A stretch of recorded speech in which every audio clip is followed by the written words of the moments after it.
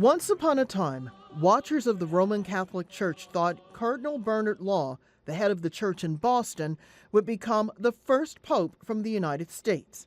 Instead, Law died in disgrace in Rome on Tuesday, age 86, vilified because of how he handled decades of allegations of sexual abuse by priests under his supervision. Sexual abuse survivors had nothing but scorn for Law when they heard the news. Bernie Law was a cruel, selfish bastard because he knew what was going on. Secret church documents uncovered by the Boston Globe and other news media revealed that Law routinely moved priests from church to church when they were accused of sexually abusing children. He was never prosecuted for his actions. Defense lawyers say Law should have been. He could have created commissions with victims to educate priests and supervising priests about the evils of sexual abuse. But none of that was done. It was all just window dressing. It was an empty apology. Church observers said Law's decisions shocked parishioners and the general public. It was the practice to protect the institution rather than the innocence of children.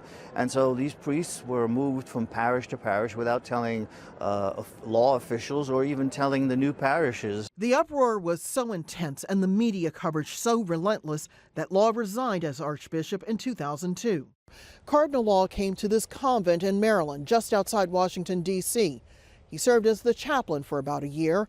Then he was off to Rome, where he served as the head of one of the historical churches there, as well as serving on several key Vatican committees.